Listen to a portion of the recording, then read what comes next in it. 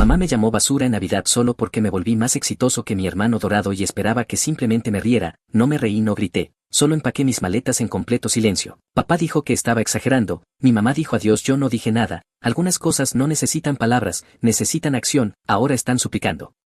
Hola Reddit, así que mi mamá me llamó basura en la cena de Navidad frente a 18 miembros de la familia, no en broma ni en tono de burla juguetona, me miró directamente a los ojos y me llamó la decepción de la familia. La basura que tuvo suerte, mientras mi hermano niño dorado se sentaba allí sonriendo con suficiencia como si acabara de ganar un premio, ella esperaba que yo me riera como siempre lo hacía, que aguantara el golpe, sonriera y mantuviera la paz, pero algo se rompió en mí esa noche y por primera vez en 31 años me elegí a mí mismo. Déjenme retroceder un poco porque esta historia necesita contexto. Soy Nathan, tengo 31 años y soy el mayor de 2 hijos varones. Mi hermano menor Brandon tiene 28 y desde el momento en que nació ese chico se convirtió en el centro del universo entero de mis padres. No estoy exagerando aquí. Esto no es una tontería de rivalidad entre hermanos donde yo estoy resentido porque una vez recibió un pedazo de pastel más grande en una fiesta de cumpleaños. Estos son décadas de favoritismo sistemático que harían llorar a un documentalista. Crecer en nuestra casa en Ohio era como vivir en dos realidades diferentes. Estaba la realidad de Brandon donde era elogiado por respirar, celebrado por existir y protegido en cada fracaso como si fuera una pieza de arte frágil.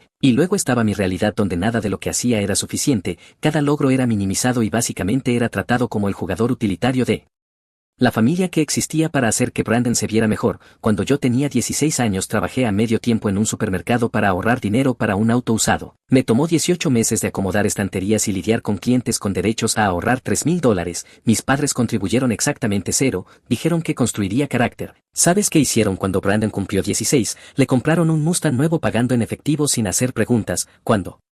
Señalé la obvia injusticia. Mi mamá literalmente dijo las palabras que aún resuenan en mis oídos hoy. Dijo que Brandon era diferente, que Brandon necesitaba más apoyo, que Brandon era especial, especial. Esa palabra me persiguió durante toda mi infancia. Cada vez que yo lograba algo se daba por sentado. Cada vez que Brandon lograba algo era un milagro digno de celebración. Me gradué de la secundaria con un promedio de 3,9 mientras trabajaba 25 horas a la semana. Brandon apenas se graduó con un 2,1 después de ser tutorizado por 3 maestros diferentes que mis padres pagaron de forma privada. Adivina quién tuvo la fiesta de graduación con 50 invitados y comida servida por catering. Pista: no fui yo me pagué la universidad con becas y programas de trabajo y estudio. Estudié finanzas porque era bueno con los números y quería estabilidad, algo que mi familia nunca me dio. Me gradué con honores en 4 años mientras trabajaba casi a tiempo completo. Brandon abandonó después de 3 semestres porque la universidad no era para él. Aún así mis padres pagaron sus préstamos estudiantiles por $28,000, dijeron que necesitaba un nuevo comienzo. Mientras tanto yo estaba ahogándome en deudas estudiantiles porque aparentemente se suponía que yo debía resolverlo todo solo, construir carácter y todo eso. Cuando les pregunté a mis padres si podían ayudar con siquiera una parte de mis préstamos de la misma manera que ayudaron a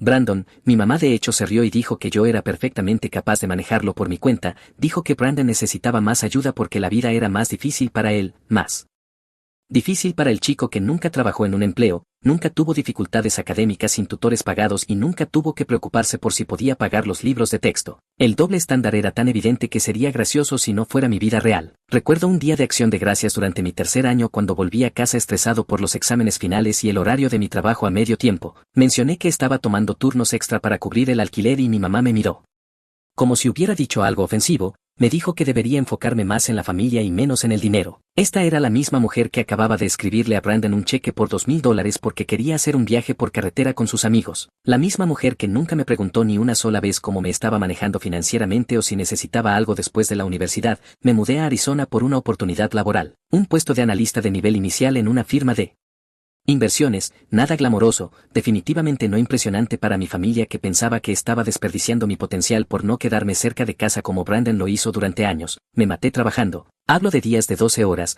trabajo los fines de semana, demostrando constantemente mi valía. Escalé la escalera de la manera difícil porque nadie me regaló nada jamás. Brandon fue saltando entre una serie de trabajos durante este tiempo: comercio minorista, restaurantes, un breve intento como entrenador personal que duró tal vez 4 meses. Mis padres subsidiaron su alquiler todos y cada uno de los meses, le compraron los comestibles, firmaron como cofirmantes de su apartamento cuando su crédito era demasiado basura como para calificar solo, incluso le compraron un auto nuevo cuando el Mustang finalmente se rindió después de años de negligencia. Pero aquí es donde las cosas empezaron a cambiar. Para cuando yo tenía 29 años había ascendido hasta gerente senior de carteras, estaba manejando cuentas por valor de millones Yo estaba ganando más dinero que mis dos padres juntos y de repente la dinámica familiar empezó a volverse extraña. Mi mamá hacía estos pequeños comentarios cada vez que yo visitaba, cosas como preguntarme si de verdad necesitaba un apartamento tan bonito o cuestionar si mi trabajo era lo suficientemente estable o sugerir que quizá estaba trabajando demasiado y que debería bajar el ritmo como Brandon,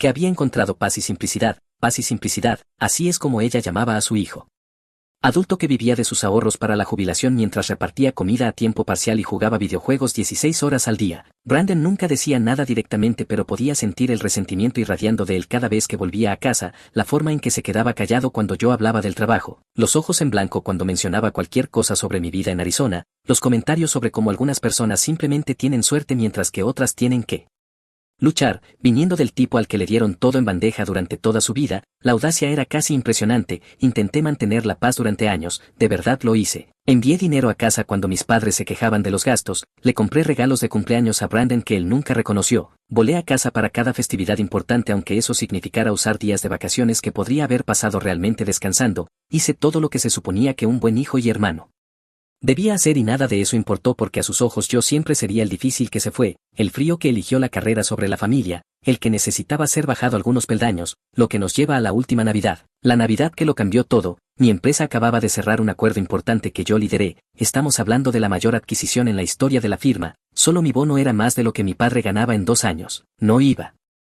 a presumir de ello porque no soy así, pero estaba orgulloso por primera vez en mi vida, sentía que por fin lo había logrado, como si todos esos años de sacrificio y esfuerzo constante finalmente hubieran valido la pena. Volé a casa por Navidad con una esperanza real en el corazón, estúpido lo sé, pero pensé que quizá este año sería diferente, quizá por fin me verían, quizá por fin reconocerían que su hijo mayor había construido algo real. Mis padres invitaron a toda la familia extendida, tías, tíos, primos, abuelos, 18 personas apiñadas en su modesta casa para la cena de Navidad. La casa estaba decorada como un catálogo festivo y mi mamá había estado cocinando durante 3 días seguidos. Todo se veía perfecto desde fuera. Brandon estaba allí por supuesto, dominando la sala de estar como siempre hacía. Tenía una nueva novia llamada Ashley que parecía bastante agradable. Era higienista dental y claramente no tenía idea de en qué se estaba metiendo con mi familia. Brandon estaba contando alguna historia sobre su nueva oportunidad laboral que resultó ser un MLM al que acababa de unirse. Mis padres asentían como si acabara de anunciar que había curado el cáncer. Cuando entré la recepción fue tibia en el mejor de los casos, unos abrazos rápidos, algunas preguntas obligatorias sobre mi vuelo y luego todos volvieron a centrarse en Brandon y Ashley y en la increíble oportunidad de negocio que definitivamente no era un esquema piramidal. Me encontré de pie solo junto a la mesa de los aperitivos dentro de los 10 minutos de haber llegado. Clásico, la cena empezó alrededor de las 6, mi mamá se había superado con la comida, pavó, jamón, todos los acompañamientos, múltiples postres. Todos nos apretamos alrededor de la mesa extensible del comedor que apenas cabía en la habitación. Terminé encajado entre mi tía Carol y el esposo de mi prima a quien había conocido quizá 2 veces. La disposición de los asientos se sentía intencional. Brandon estaba colocado en él centro de la mesa justo entre mis padres, como si se le hubiera reservado un trono. Ashley se sentó a su lado luciendo impresionada por todo, probablemente porque no sabía nada mejor. La conversación fluyó como siempre lo hacía en estas ocasiones, poniéndose al día, preguntando por los hijos, quejándose del clima y de la política y de los precios de la gasolina. Brandon dominó la mayor parte de la conversación hablando de su nuevo emprendimiento empresarial como si ya fuera millonario. Mi papá asentía con entusiasmo lanzando comentarios sobre cómo Brandon finalmente había encontrado su vocación. Mi mamá le sonreía radiante como si estuviera anunciando un premio Nobel en lugar de un esquema piramidal obvio. Nadie me preguntó gran cosa, lo habitual, en su mayor parte escuché y comí, lo cual estaba bien. Había dejado de esperar atención en las reuniones familiares hace años. Aprendes a hacerte pequeño cuando creces siendo tratado como una idea secundaria. Entonces mi abuela, bendita sea, decidió incluirme en la conversación, preguntó cómo iba el trabajo, una pregunta simple, lo suficientemente inocente. Di una respuesta modesta sobre cómo las cosas iban bien, cómo habíamos tenido un buen año, cómo estaba agradecido por las oportunidades que tenía. No estaba presumiendo, no estaba alardeando, solo estaba respondiendo a una pregunta directa de mi abuela de 82 años que genuinamente quería saber sobre mi vida. Fue entonces cuando mi mamá decidió intervenir, soltó una risa fría y performativa y dijo algo que hizo que toda la mesa quedara en silencio. Dijo que era gracioso como la basura de la familia había terminado fingiendo ser exitosa. Dijo que debía haber engañado a mucha gente para llegar a donde estaba porque ciertamente no había sido por talento ni por trabajo duro. Dijo que Brandon era el que tenía verdadero potencial y que yo simplemente había tenido suerte porque estaba dispuesto a abandonar a mi familia por dinero. 18 personas, 18 personas escucharon a mi madre llamarme basura, llamarme un fraude y descartar todo lo que había logrado como suerte y engaño. Mi abuela parecía horrorizada, algunos de mis primos se movieron incómodos en sus asientos. Mi padre se quedó mirando su plato como si fuera lo más interesante del mundo y Brandon sonrió con esa pequeña mueca que decía que había ganado, que decía que sin importar lo que yo lograra siempre estaría por debajo de él a los ojos de nuestra madre. Por un momento sentí ese impulso familiar de suavizar las cosas, de reírme, de hacer un chiste autodespreciativo que disipara la tensión y permitiera que todos fingieran que no había pasado nada. Eso fue lo que hice durante toda mi vida. Recibir el golpe, mantener la paz, proteger la comodidad de los demás a costa de mi propia dignidad, pero esta vez algo era diferente, tal vez fueron los años de irrespeto acumulado, tal vez fue el hecho de que acababa de lograr algo genuinamente importante y aún así no era suficiente, tal vez fue ver esa sonrisa en la cara de Brandon una vez más de la cuenta, fuera lo que fuera algo dentro de mí se enfrió, no estaba enojado ni triste, solo frío, como si se hubiera activado un interruptor, y de repente pude ver todo con claridad por primera vez, no dije nada, simplemente dejé el tenedor, me levanté de la mesa y subí las escaleras hasta el cuarto de invitados donde estaba mi maleta. Podía escuchar los murmullos confusos comenzando debajo de mí, a mi mamá llamando y preguntando a dónde iba, su voz ya cambiando a ese tono defensivo que usaba cuando sabía que había cruzado una línea pero no estaba dispuesta a admitirlo. Hice la maleta de manera metódica, ropa, artículos de aseo, el libro que había llevado para el vuelo, cargadores, todo volvió a la maleta con movimientos tranquilos y deliberados, sin prisas, sin gestos dramáticos, solo un hombre recogiendo sus pertenencias. Cuando bajé de nuevo con la maleta, la mitad de la mesa ya se había levantado, mi padre me interceptó en el pasillo, su rostro era una mezcla de vergüenza y frustración, me dijo que estaba exagerando, dijo que mi mamá no lo había dicho de esa manera, dijo que yo estaba siendo dramático y arruinando la Navidad. Para todos, lo miré durante un largo momento, este hombre que había visto a su esposa destruirme durante 31 años y nunca intervino ni una sola vez, este hombre que financió los fracasos de mi hermano mientras me dejaba luchar solo, este hombre que ahora me decía que mi reacción a ser humillado públicamente era el problema, no discutí, no expliqué nada, simplemente pasé a su lado y me dirigí a la puerta principal, mi mamá estaba allí esperando con los brazos cruzados, su expresión era una combinación extraña de indignación y algo que quizá era miedo. Dijo que si salía por esa puerta estaba tomando una decisión, dijo que estaba mostrando a todos exactamente quién era en realidad, dijo adiós como si fuera una amenaza, como si esperara que me derrumbara ante la posibilidad de perder su aprobación. Me detuve en la puerta, la miré a ella, miré a Brandon de pie detrás con esa sonrisa permanente, miré a mi padre que ya estaba negando con la cabeza como si yo fuera la decepción. Miré a los familiares reunidos en la sala observando cómo todo esto se desarrollaba como si fuera televisión de realidad, y no dije nada porque algunas cosas no necesitan palabras, necesitan acción. Abrí la puerta, salí, me subí a mi auto de alquiler y conduje hasta el aeropuerto, cambié mi vuelo al siguiente disponible y para las 11 de la noche de Navidad estaba a 30.000 pies en el aire de regreso a Arizona. Mi teléfono no paraba de sonar todo el tiempo, mensajes de mi mamá que iban desde la ira hasta la manipulación por culpa y la falsa preocupación, mensajes de mi padre diciéndome que dejara de ser infantil, un solo mensaje de Brandon que solo decía buen berrinche hermano. Leí cada uno de ellos y luego apagué el teléfono y pedí una gaseosa de jengibre a la azafata. Por primera vez en mi vida me sentí libre. Las semanas posteriores a Navidad fueron interesantes, volví al trabajo, me enfoqué en mi empleo, entrené en el gimnasio con más intensidad de la que había tenido en años, me reconecté con amigos a los que había estado descuidando, hice todas las cosas que la gente dice que se supone que debes hacer cuando estás atravesando algo difícil, pero no contacté a mi familia, ni una sola vez. Los mensajes de mi mamá evolucionaron durante esas primeras semanas, la ira inicial dio paso a los reproches cargados de culpa, los reproches dieron paso a comentarios pasivo-agresivos sobre cómo esperaba que yo fuera feliz destruyendo a la familia. Luego eso dio paso al silencio durante aproximadamente una semana, después el silencio dio paso a intentos tímidos de acercamiento que en realidad no eran ramas de olivo, mensajes preguntando si estaba bien pero con el subtexto de que debía disculparme por exagerar. Mi padre me escribió exactamente 2 veces, una para decirme que mi mamá estaba muy afectada y que debía llamarla, otra para decir que esperaba que yo supiera lo que estaba haciendo al cortar a mi familia. Ambos mensajes dejaban claro que él me veía como el problema, que mi reacción a ser humillado públicamente era de alguna manera peor que la humillación en sí. Brandon no se comunicó en absoluto después de ese primer mensaje, lo cual sinceramente encajaba. ¿Por qué lo haría? Su posición en la jerarquía familiar seguía segura, si acaso mi ausencia probablemente lo hizo sentirse más validado. No respondí a ninguno de ellos, no porque estuviera siendo mezquino o jugando juegos, sino porque genuinamente no tenía nada que decir, que había que discutir. Mi madre me llamó basura frente a 18 personas y esperaba que me riera. Mi padre me dijo que estaba exagerando. Mi hermano sonrió como si hubiera ganado alguna competencia en la que yo ni siquiera sabía que estábamos participando. Estas no eran personas que me malinterpretaran. Eran personas que entendían exactamente quién era yo y aún así eligieron disminuirme. El silencio se extendió hasta enero, luego febrero, y para marzo llevaba 3 meses sin hablar con ningún miembro de mi familia inmediata. Fue el periodo más largo que había pasado sin hablar con ellos y, honestamente, fue lo más en paz que me había sentido en años. Pasé esos meses redescubriendo quién era yo fuera de la sombra de mi familia. Resultó que en realidad me caía bien a mí mismo cuando no estaba siendo comparado constantemente con Brandon ni hecho sentir como un extraño dentro de mi propia familia. Retomé pasatiempos que había abandonado años atrás. Volví a leer por placer, empecé a hacer senderismo porque Arizona tiene algunos senderos increíbles y por fin tenía la energía mental para disfrutarlos, incluso empecé a cocinar más, algo que siempre había querido hacer pero nunca había tenido tiempo para ello cuando cada gramo de mi energía se iba en el trabajo y en manejar el estrés familiar. La paz fue transformadora, dormía mejor, reía más. Dejé de tener ese nudo constante en el estómago que había cargado durante tanto tiempo, había olvidado cómo se sentía no tenerlo, me di cuenta de cuánto de mi vida había pasado en modo supervivencia, siempre preparándome para la próxima crítica, la próxima comparación, el próximo recordatorio de que nunca sería suficiente sin importar lo que lograra. Mi familia extendida empezó a comunicarse conmigo alrededor de febrero,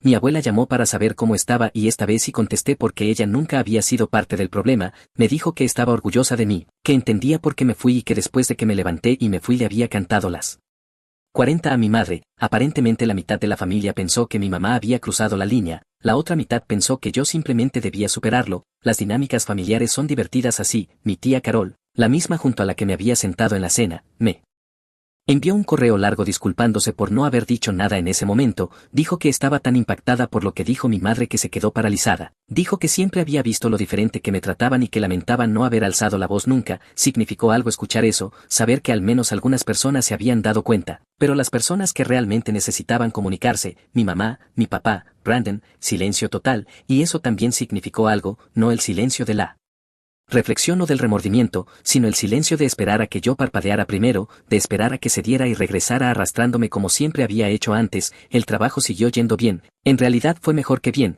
sin el drenaje emocional de gestionar la disfunción de mi familia tenía más energía para concentrarme, más claridad, más impulso. Me ascendieron de nuevo en abril a vicepresidente de nuestra división regional, tenía 31 años, dirigía un equipo de 40 personas y gestionaba carteras por valor de cientos de millones. Compré una casa en mayo, nada exagerado pero bonita, 3 habitaciones, una piscina, en un buen vecindario con una comunidad real. Adopté un perro del refugio, un mestizo de pastor alemán de 2 años llamado Duke que se convirtió en mi mejor amigo casi de la noche a la mañana. Empecé a salir con alguien que conocí a través de un amigo en común, se llamaba Rebecca y era arquitecta. No tenía paciencia para el drama familiar porque había cortado contacto con sus propios padres tóxicos años atrás. Nos entendíamos de una manera que se sentía poco común. La vida, a falta de una palabra mejor, era buena, realmente buena. No esa bondad performativa que solía mostrar a familiares a los que de todos modos no les importaba, sino genuina y auténticamente buena. Y entonces llegó junio. Me enteré por mi abuela de que el MLM de Brandon había implosionado. Impactante, lo sé. Resultó que la oportunidad de negocio era en realidad un esquema depredador que colapsó cuando los reguladores federales se involucraron. Brandon no solo perdió todo el dinero que había invertido sino que además convenció a varios amigos de la familia para que se unieran, lo que provocó que múltiples personas amenazaran con emprender acciones legales contra él. Pero eso no fue lo mejor. Brandon había estado viviendo muy por encima de sus posibilidades durante meses, esperando que el dinero del MLM empezara a fluir en algún momento. Tarjetas de crédito al límite, alquiler sin pagar, préstamos sacados contra prácticamente cualquier cosa que pudiera usar como garantía. Cuando todo se vino abajo se quedó con menos que nada. Estaba endeudado por una suma de alrededor de $60,000, sin perspectivas reales de empleo y con una reputación en nuestro pueblo como el tipo que estafó a la gente metiéndola en un esquema piramidal. Mis padres, que habían estado financiando su estilo de vida durante años, se enfrentaron de repente a una elección: volver a rescatarlo y agotar lo que quedaba de sus ahorros para la jubilación o dejarlo afrontar las consecuencias de sus propias decisiones. Por primera vez en su vida intentaron rescatarlo. Por supuesto que lo hicieron, pero el agujero era demasiado profundo esta vez. Pagaron a algunos de los acreedores más amenazantes, cubrieron su alquiler durante unos meses y luego chocaron contra un muro. Mi padre se vio obligado a salir de la jubilación y aceptar un trabajo a tiempo parcial en una ferretería. Mi madre empezó a hacer trabajos de contabilidad desde casa para negocios locales. A su edad estaban esforzándose al máximo solo para mantener a Brandon a flote. Mientras tanto Brandon se mudó de nuevo a su casa porque no podía permitirse vivir solo. El niño dorado, con casi 30 años, estaba de vuelta en su dormitorio de la infancia con sus padres trabajando para sostener sus fracasos. Escuché todo esto de segunda mano por mi abuela, por mi tía Carol, por el boca a boca familiar que de alguna manera me mantenía informado aunque no hubiera hablado con mis padres en 6 meses. No voy a fingir que no sentí cierta satisfacción al escuchar sobre la caída de Brandon. Soy humano, Después de 3 décadas viéndolo fracasar hacia arriba mientras yo luchaba por cada centímetro, había una cierta justicia poética en ver cómo la realidad finalmente lo alcanzaba, pero tampoco sentí la necesidad de regodearme, no me comuniqué para decírselos, dije, no me metí en su crisis. Simplemente seguí viviendo mi vida, construyendo mi carrera, pasando tiempo con Rebecca y con Duke, disfrutando de la paz que tanto me había costado conseguir. Entonces comenzaron los mensajes. Mi mamá fue la primera en contactarme, no con una disculpa, no con ningún reconocimiento de lo que había dicho en Navidad, sino con una petición. Quería saber si podía ayudarlos económicamente, solo de manera temporal, solo hasta que volvieran a ponerse de pie. Dijo que la familia ayuda a la familia.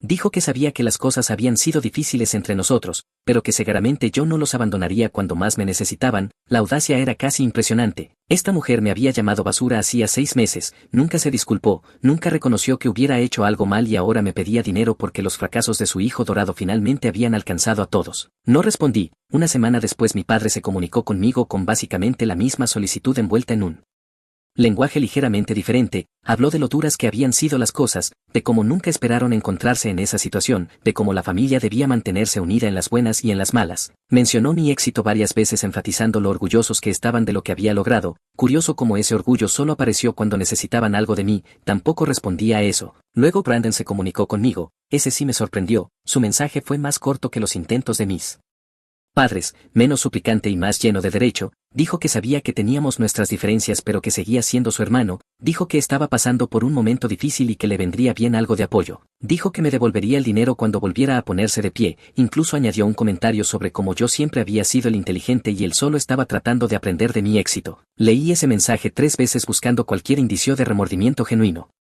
Cualquier reconocimiento de los años de maltrato, cualquier señal de que entendiera por qué me había ido. No había nada, solo un hijo dorado esperando que el universo volviera a proveerle una vez más, esta vez a través del hermano al que había despreciado durante 30 años. Tampoco respondía a ese. Para agosto el silencio total de mi parte estaba volviendo loca a mi familia. Lo sé porque mi abuela me lo contó y porque los mensajes habían evolucionado de peticiones a exigencias y luego a manipulaciones directas por culpa. Mi mamá me envió un mensaje llamándome egoísta, diciendo que no podía creer que hubiera criado a alguien tan despiadado, diciendo que estaba abandonando a mi familia en su momento de necesidad cuando ellos siempre habían estado ahí para mí. Esa última parte casi me hizo reír en voz alta. Siempre habían estado ahí para mí. ¿En qué realidad alternativa? Mi padre intentó un enfoque diferente, me envió un mensaje largo sobre lo decepcionado que estaba del hombre en el que me había convertido, sobre cómo el éxito me había cambiado, sobre cómo recordaba cuando yo era un niño pequeño que valoraba a la familia por encima de todo. Dijo que esperaba que encontrara el camino de regreso a quien realmente era antes de que fuera demasiado tarde. Los mensajes de Brandon se volvieron más agresivos, me llamó vendido, dijo que yo creía ser mejor que todos, dijo que siempre había estado celoso de él y que esta era mi manera de finalmente vengarme. La proyección era casi perfecta. A través de todo mantuve mi silencio, no porque estuviera jugando un juego, no porque intentara manipular a nadie, sino porque realmente había seguido adelante. Su caos no era mi responsabilidad, sus problemas financieros no eran mi preocupación, sus necesidades emocionales no eran mías para gestionar. Entonces mi mamá apareció en mi casa, no sé cómo consiguió mi dirección, probablemente de alguno de los familiares extendidos en los que había confiado para que respetaran mis límites. Llegué a casa del trabajo un martes por la noche y la encontré sentada en mi porche delantero. Se veía más vieja y más cansada de lo que recordaba. Duke estaba fuera de sí dentro de la casa y me tomé un momento para recomponerme antes de acercarme. Era la primera vez que la veía cara a cara desde Navidad, casi 8 meses de silencio, y ahí estaba ella, sin invitación, en la puerta de mi casa. Se levantó cuando me vio acercarme, tenía lágrimas en los ojos y empezó a hablar incluso antes de que yo llegara al porche. Las palabras salían atropelladamente sobre lo arrepentida que estaba, sobre cómo no quiso decir lo que dijo en Navidad, sobre cómo solo estaba estresada y se desquitó conmigo, sobre cómo siempre me había querido aunque no siempre lo demostrara bien. La dejé hablar, me quedé allí de pie en mi propio camino de entrada, con las llaves en la mano, y dejé que sacara todo, las disculpas, las excusas, las justificaciones, las lágrimas, los por favor. Habló de lo duras que habían sido las cosas desde que me fui, de cómo mi ausencia había creado un vacío en la familia, de cómo se quedaba despierta por la noche preguntándose en qué había fallado, de cómo nunca se dio cuenta de cuánto podían doler sus palabras hasta que me vio salir por esa puerta en Navidad. Fue una actuación magistral. Honestamente, si no hubiera vivido 31 años de su comportamiento, podría haberlo creído, pero yo conocía a mi madre, sabía cómo operaba y sabía que sus lágrimas casi siempre precedían a una petición. Cuando finalmente se detuvo le hice una sola pregunta, le pregunté por qué estaba realmente allí. las lágrimas se detuvieron casi de inmediato, su expresión cambió y ahí estaba, la verdadera razón por la que necesitaban dinero. La situación de Brandon había empeorado, ahora había problemas legales, posibles demandas de personas que él había reclutado en el MLM, se enfrentaban a la ruina financiera y necesitaban mi ayuda para evitarla. Asentí lentamente, le dije que entendía, le dije que apreciaba que hubiera venido hasta aquí y luego le dije que no, no con enojo, no con rencor.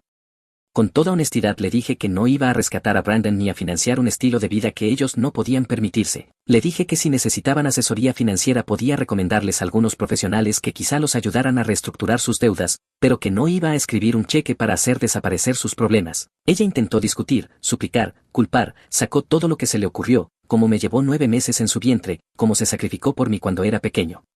Como la familia se suponía que debía significar algo, le pregunté qué significaba la familia cuando me llamó basura delante de todos. ¿Qué significaba la familia cuando pasó 30 años favoreciendo a Brandon mientras yo tenía que ganarme todo por mi cuenta? ¿Qué significaba la familia cuando nunca reconoció mis logros ni una sola vez a menos que necesitara algo de mí? No tuvo respuestas, solo más lágrimas, más evasivas, más intentos de hacerme sentir culpable por tener límites. Le dije que podía quedarse en un hotel del pueblo si necesitaba descansar antes de regresar, le ofrecí pagar una noche como cortesía, pero dejé claro que no se iba a quedar en mi casa y que ninguna cantidad de aparecer sin invitación iba a cambiar mi decisión. Se fue sin aceptar la oferta del hotel. Vi cómo su coche de alquiler desaparecía por mi calle y no sentí nada, ni culpa, ni tristeza, ni dudas, solo la calma, la certeza de que había tomado la decisión correcta. Los meses que siguieron a la visita de mi madre fueron interesantes, la división familiar se volvió permanente, quienes apoyaron mi decisión mantuvieron su relación conmigo, quienes pensaron que estaba siendo cruel dejaron de comunicarse gradualmente y, sinceramente, ambos resultados me parecieron bien. Mis padres siguieron luchando, vendieron su casa y se mudaron a un apartamento más pequeño. El trabajo a tiempo parcial de mi padre se convirtió en tiempo completo, el trabajo de contabilidad de mi madre se expandió. Por primera vez en sus vidas estaban enfrentando consecuencias financieras reales. Brandon estuvo dando tumbos durante un tiempo, durmiendo en sofás de amigos. Breves etapas en varios trabajos. Ashley lo había dejado en algún momento alrededor de julio cuando quedó claro que su oportunidad de negocio era en realidad un desastre financiero. Lo último que supe es que estaba trabajando en un almacén en algún lugar, finalmente ganando su propio dinero. Quizá por primera vez en su vida, me sentía mal por ellos de una manera abstracta, tal vez, biológicamente seguían siendo mi familia, no les deseaba un sufrimiento genuino, pero tampoco estaba dispuesto a sacrificar mi propio bienestar para rescatarlos de las consecuencias de sus propias decisiones. Rebecca y yo nos comprometimos en noviembre. Duke fue el portador del anillo en nuestra fiesta de compromiso, lo cual fue exactamente tan adorable como suena. Compramos una casa más grande juntos, empezamos a hablar de hijos, construimos una vida que se sentía genuinamente plena de una manera que nunca había experimentado al crecer. La fiesta de compromiso fue perfecta, solo 30 personas que realmente se preocupaban por nosotros, amigos del trabajo, la familia de Rebecca que me recibió como a su propio hijo, algunos de mis primos que se habían comunicado conmigo después de Navidad, sin drama, sin agendas ocultas, sin nadie intentando disminuir a los demás, solo una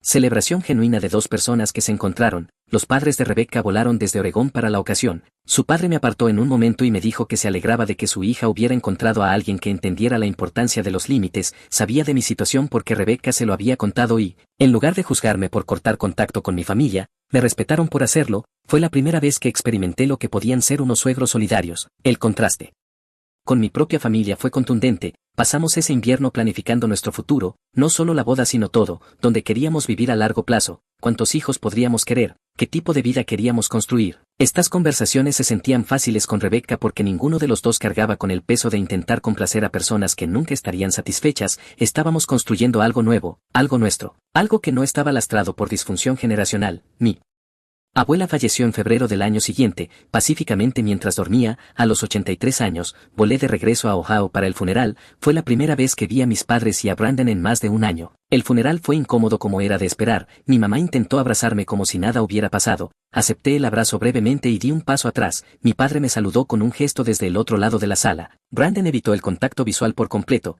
Éramos extraños que casualmente compartían ADN y todos en esa funeraria podían sentirlo. Después del servicio mi mamá me apartó, se veía genuinamente más vieja, más cansada, más derrotada. Dijo que había estado pensando mucho en todo. Dijo que entendía por qué me había alejado. Dijo que deseaba que las cosas hubieran sido diferentes. No fue exactamente una disculpa, pero estuvo más cerca de lo que jamás había recibido antes. Le dije que apreciaba eso. Le dije que esperaba que estuvieran bien. Le dije que no odiaba a ella ni a mi padre ni a Brandon, simplemente no podía ser parte de una familia que no me respetaba, lloró lágrimas reales esta vez, no las manipuladoras de su visita a Arizona, me preguntó si había alguna manera de empezar de nuevo, alguna forma de reconstruir lo que se había roto, lo pensé de verdad, no fue una decisión impulsiva, fue un momento que había imaginado 1000 veces desde que salí caminando aquella noche de Navidad. Le dije que reconstruir requeriría reconocimiento real del favoritismo. Un reconocimiento real del daño que causó, un reconocimiento real de que fui tratado como alguien inferior durante toda mi vida, no solo palabras diseñadas para hacer que escribiera un cheque, sino una comprensión auténtica del daño que se había hecho. Le dije que si ella y mi padre alguna vez querían hacer el trabajo de reconstruir genuinamente nuestra relación yo estaría dispuesto, pero ese trabajo tenía que venir de ellos, no iba a guiarlos paso a paso, ni a aceptar medias tintas, ni a fingir que todo estaba bien por el bien de la armonía familiar. Ella asintió, dijo que entendía y que hablaría con mi padre sobre ello. Eso fue hace 14 meses, el mes pasado recibí una carta de mi mamá, una carta escrita a mano de verdad, algo que solía hacer cuando yo estaba en la universidad antes de que la relación se deteriorara. Tenía 6 páginas, repasó recuerdos específicos de mi infancia. La vez que olvidaron mi cumpleaños número 15 porque Brandon tenía un torneo de fútbol, la vez que se saltaron mi ceremonia de graduación universitaria porque Brandon estaba resfriado, la forma en que siempre presentaban primero a Brandon en los eventos familiares, siempre hablaban más de él, siempre me hacían sentir invisible, reconoció todo eso, cada uno de los momentos que mencioné en el funeral y una docena más que yo ya había olvidado. Mi padre añadió una página al final, más corta, más práctica, pero admitió que me había fallado al no defenderme nunca cuando debía hacerlo. No había ninguna solicitud de dinero en toda la carta, ninguna petición de nada, solo 2 personas asumiendo por fin 30 años de errores. Llamé a mi mamá al día siguiente, la primera vez en casi 2 años. Hablamos durante casi 3 horas, ella lloró, yo no, le conté exactamente cómo se habían sentido esos años, ella escuchó sin poner excusas, eso era nuevo. 2 semanas después volaron a Arizona, los recogí en el aeropuerto, mi mamá me abrazó y no me soltó durante 1 minuto entero, mi padre me dio la mano y luego también me atrajo hacia un abrazo, la primera vez que hacía eso desde que yo tenía quizá 12 años, se quedaron 5 días, conocieron bien a Rebecca y se enamoraron de Duke de inmediato. Mi padre pasó una tarde entera lanzando una pelota de tenis en el patio trasero mientras Duke corría hasta agotarse. Mi mamá ayudó a Rebecca a elegir colores de pintura para la habitación del bebé, cosas normales de familia, el tipo de cosas que nunca pensé que tendría con ellos. La última